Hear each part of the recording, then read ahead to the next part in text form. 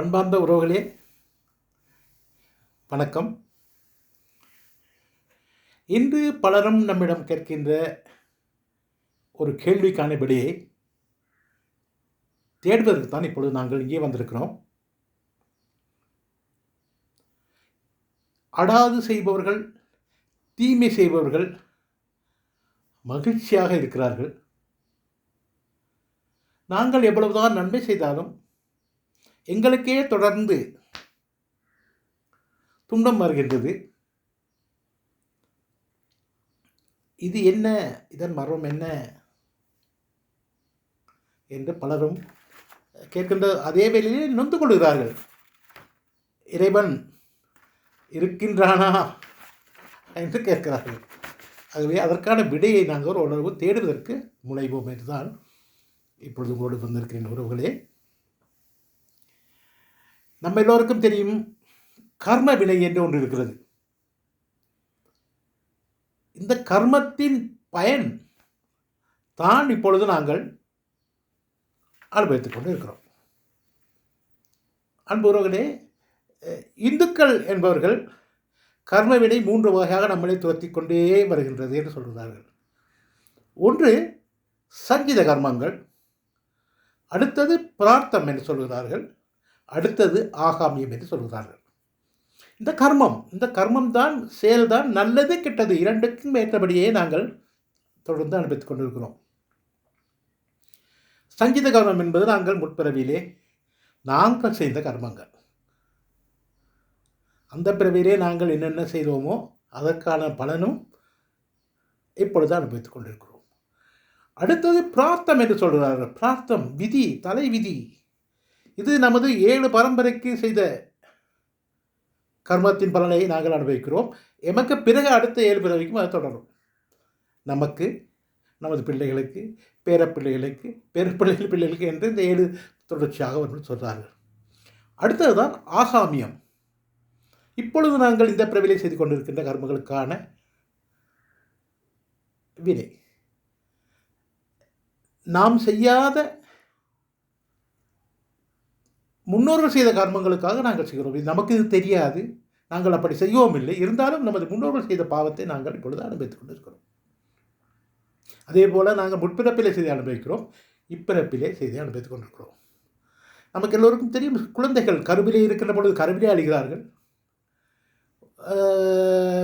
7 மாதத்திலே பிறக்கிறார்கள், பிறந்த பின் இறக்கிறார்கள். இவையாவும் சென்று சொல்கிறார்கள். முற்காலத்திலே தவ முனிவர்கள், சிரேஷ்டர்கள்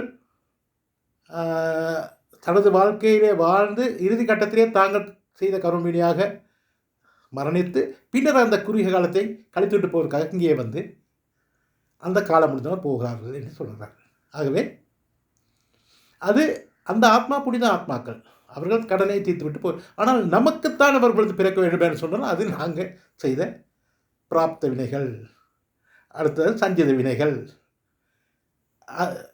நம்ம வயிற்றிலே தான் பிறக்க வேண்டும். மற்றவருக்கு பிறந்திருக்கலாமே என்றால் அது நமது பயனுக்காக, அவர்கள் மகிழ்ச்சியாக அந்த ஆத்மா புனித ஆத்மாக்கள் போய் சேர்ந்து இருந்தால் நமக்கு அது துன்பத்தை, தொல்லையை கொடுத்து போனால் அது நமக்கானது. அடுத்தது நமது எதிரிகளே நமக்கு குழந்தைகளாக பிறப்பார்கள். போக பிறப்பிலே நாங்கள் எதிரிகளாக இருந்து அவருக்கூட சண்டை பிடித்து அவரை நாங்கள் செய்வதை அடித்திருக்கலாம், உடைத்திருக்கலாம், கொண்டிருக்கலாம். ஆகவே அவர்கள் நமது குழந்தைகளாக வருவார்கள், கணவனாக வருவார்கள், தகப்பனாக வருவார்கள், தாயாக வருவார்கள், மனைவியாக வருவார்கள், மகன் நம்மை அவர்கள் ஆட்டி படைப்பார்கள். பல பெற்றோர்கள் இருப்பதற்கு பிள்ளைகள் காரணமாக இருக்காது. இது அதுதான் பிராப்த வினை. பல பெற்றோர்கள் இறப்பதற்கு பிள்ளைகள் காரணமாக இருக்கிறார்கள், மனைவி காரணமாக இருக்கிறார். பிராப்த வினை. இந்த உண்மையிலேயே இந்த வாழ்க்கையின் சூட்சுமங்களை நாங்கள் தெரிந்து கொள்ளுகின்ற பொழுது நாங்கள் ஒன்று ஞானியாக இருப்போம், அல்லது சித்தனாக இருப்போம், அல்லது பைத்தியக்காரனாக போயிடுவோம். அதற்காகத்தான் சொல்கிறார்கள், நதி மூலம் ரிஷி மூலம் தேடி போக வேண்டாம். அந்த மூலங்களை தேடுகின்ற பொழுது அது நமக்கு ஒவ்வொருதாகவே மூலங்களை தேடுவதை தவிர்த்து விட்டு மூல கருத்துக்களை உணர்ந்து நாங்கள் நாம் போகும்படியே நமக்கென்ன என்று இட்டுருக்க வேண்டும் என்று சொல்லி சொல்கிறார். நமது கடமைகள் செய்வோம் என்றால் தெரிந்து கொள்ள வேண்டும். இந்த கர்மங்கள் ஏன் நம்மளை ஆட்டி படைக்கின்றன? ரீஇன்கார்னேஷன் என்ற ஒரு ஆங்கில படம் கூட தயாரித்திருக்கிறார்கள். கணவன் இறந்துவிட்டால் மனைவி மறுமணம் செய்து தனது குழந்தையோடு இருக்கிறார். இப்பொழுது அந்த கணவனே மருமகனாக வந்து அந்த மகளோடு வாழ்கின்ற பொழுது இந்த தாய்க்கு அது பொறுக்க என்னன்னு சொன்னால் அவரது கணவன் செய்கின்ற அத்தனை காரியங்களையும் அந்த மருமகன் செய்கின்றான். தனது கணவன் இறந்த பொழுது இருந்த காரை அவன் இலகுவாக இயக்குகின்றான். ஆகவே அவன் செய்கின்ற கண் அசைவுகள் சிரிப்பு அத்தனையும் அணிவிக்கின்ற பொழுது அவரால் தாய் கொள்ள முடியாது. கடைசியிலே கடலிலே தோணியிலே போய்கிற பொழுது தனது மருமகனை, அதாவது பழைய கணவனை அடித்துக் கொள்கிறார். ரீஇன்கார்னேஷன் சொல்கிற ஆங்கில படம். இப்படித்தான் பிறவிகள். கடந்த பிறவியிலே திருமணம் முடிக்க காதலித்து திருமணம் முடிக்காமல் போனவர்கள், இறந்தவர்கள், இந்த பிறவிலே சில வேலை பிராப்தவசமாக பிரார்த்தம் விதி வழி என்று சொல்கிறார். ஆகவே தான் அன்பார்ந்த உறவுகளே, இது ஏன் இப்பொழுது நமக்கு நடக்கிறது என்று சொன்னால், ஏதோ ஒரு வகையிலே ஒன்று முற்பிறப்பினை நாங்கள் செய்த வினை அல்லது நமது முன்னோர்கள் செய்த வினை. இவர்கள் நல்ல வினை செய்தவர்கள் இப்பொழுது அவர்கள் கெட்டவராக இருந்தால் கூட அனுபவிக்கிறார். ஆனால் அடுத்த கர்ம வினை என்று ஒன்று இருக்கிறது. Every action has the same and equal reaction. நீ திணையை விதித்தால் உனக்கு திணையாக இருக்கலாம், வினையை விதித்தால் நீ வினையாக இருக்கலாம். நெல்லை விதைத்தால் நெல்லை அறுவடை செய்து நீ சோற்றை உண்ணலாம்.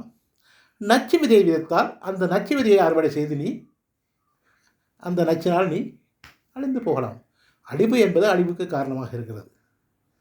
இதைத்தான் இன்று நான் சொல்ல வந்திருக்கிறேன். இவர்கள் நன்றாக இருக்கிறார்கள், நான் நன்றாக இல்லை, நான் நல்லவனாக இருக்கிறேன், அவன் கெட்டவனாக இருக்கிறான், அவன் வாழ்கிறான் என்பதெல்லாம் நமது கையிலே இல்லை. ஊழ்வினை அடுத்து வந்து உறுத்தும். கோவலன் சிறந்த வணிகன், கண்ணகி பத்தினி. இருந்தாலும் கோவலன் கல்வன் என்ற பெயரோடு கொலை செய்யப்படுகின்றான்.